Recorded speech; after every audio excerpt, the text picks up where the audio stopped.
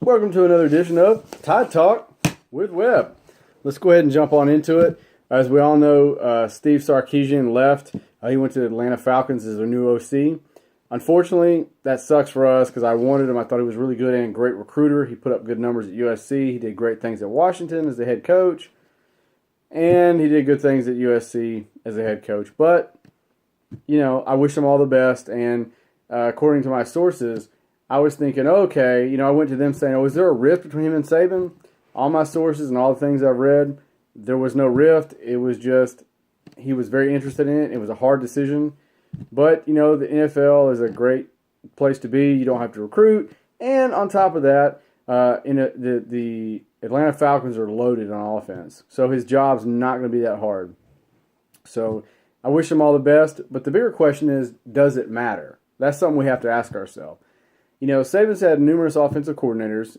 He had Jim McElwain from 08 to 11. He had Doug Nussmeier from 2012 to 2013. And he had Lane Kiffin from 2013 to 2016. They all put up big numbers. There was Heisman Trophies winners during that time. And also, don't forget, Jimbo Fisher was Saban's OC at LSU from 2000 to 2004. So he's going to put up big numbers. The same things win is always win. And those things are dominate the line of scrimmage, run the ball with big backs, and use that to set up the play action pass to your big receivers, like Julio and Calvin Ridley and all these guys. Those are things and fundamentals that Saban does that will never change. We got to remember, Saban's overall record is 162-35 at LSU and Alabama. So the guy knows what he's doing. He's won 5 national championships in that span of time. So we can't knock him. So regardless of who you put in there, the same fundamentals I think are going to apply. So it doesn't matter. You got to remember too that Kiffin alone had Blake Sims, Jacob Coker, and the SEC Offensive Player of the Year this last year, Jalen Hurts. He put up great numbers and was great at what he did. But don't fear, we're going to get another guy that's just as good. They're going to run the table with Saban's attributes. What he wants is what he's going to get regardless. Now I will say this, Kiffin did bring Saban kicking and screaming into the dual threat quarterback, the hurry-up offense, and the crazy trick plays. Now, we didn't do them all the time, but we did them at the right moments in a lot of games that were big factors for us.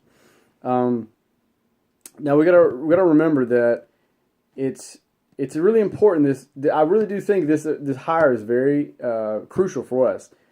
I think it's going to be somebody in the NFL. I think it'll be like the guy that we hired to be the defensive backs coach in 2015 that was from the NFL. Nobody saw that guy coming, but he was amazing. Saban knew it. Saban had seen him, seen his body of work, and said, this is the guy I want. I think this next guy is going to be from the NFL. I'm not positive, but I think that could be a key factor. Now let's look at some of the candidates here. We have Mike Loxley. He's already on the staff. He's from the former New Mexico head coach, and he was the Maryland offensive coordinator.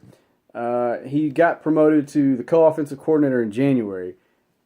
I don't really know what that was about. I think he's a great guy, but I don't know if I want him for offensive coordinator. Another name that was thrown around was Billy Napier. Yes, he's was Alabama's receivers coach for 5 years. He had a lot of great talent that he came in, a lot of guys he recruited. He's actually currently going to Arizona State as the new offensive coordinator. He was Clemson's offensive coordinator from 2008 to 2010, and he's a great recruiter. I love the guy. I don't know if he's the right fit for Alabama. Another name that was thrown around was Mark Helfrich, former Oregon head coach. He's still unemployed. So it's enticing, but I don't know if he's the guy. The last 3 OCs came from the Pac-12. We do know that. He runs a high up-tempo offense. He had Marcus Mariota, so he knows kind of how to manage those quarterbacks and coach those quarterbacks up. He also was a graduate of the same Hawaii high school as Tua, the QB from Hawaii that just came to Alabama. So there's that going on. But he hasn't been offensive coordinator and called plays since 2008, since he was at Colorado. So that's going to factor into it. But I think he honestly is waiting around for a head job. I think he knows he can get one, but he just hasn't had any opportunities yet. So I don't see him coming to Bama. Another name that's thrown around is Chip Kelly. We all know Chip Kelly, was great at what he did at Oregon as the head coach, and before that he was the play caller. But I don't know if I see him coming. That's a name that was on the radar. I know he had met with Saban the year before and talked about some strategy and different things, and they were friends, and he was in the area. But I'm not sure.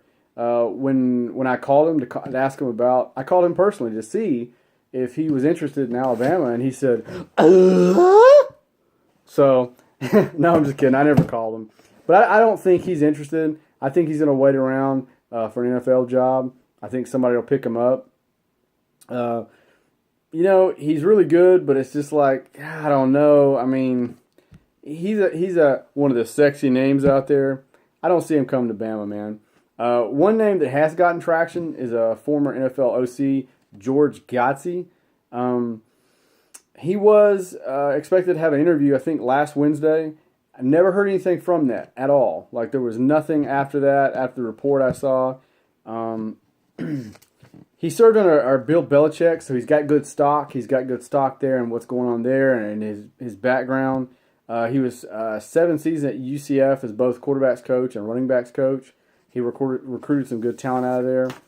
Another name that's been thrown around is Sonny Cumbie out of TCU as the co-OC, as the Horned Frogs. He was tied for third among FBS offenses in 2015 and 2014. Put up a lot of numbers with, I would say, less than, grade A talent there. He did great things, so he found good success. Last year was kind of a drop-off for him. He did develop Trevor Boykin and Bram Kohlhausen, and they put up great numbers against Oregon in the 47-41 triple overtime victory in the bowl game about a year ago. I think it was a year or two ago. He's a name that's been thrown around. I don't know how I feel about that. Another name that was thrown around was Jonathan Smith, the Washington OC that we played. He put up good numbers. He's coached along Chris Peterson for the last 5 years. He was at Boise State for 2 of those. And in terms of yards per play, Washington went from 80 yards for the first season to 43rd in 2015 and then ranking 10th last year. So he's got good numbers as far as improving things. So I just don't know. Another name was thrown around was the Chad Morris, the SMU head coach. The last two guys were mentioned were former head coaches. Morris serves as one. Don't know about this guy.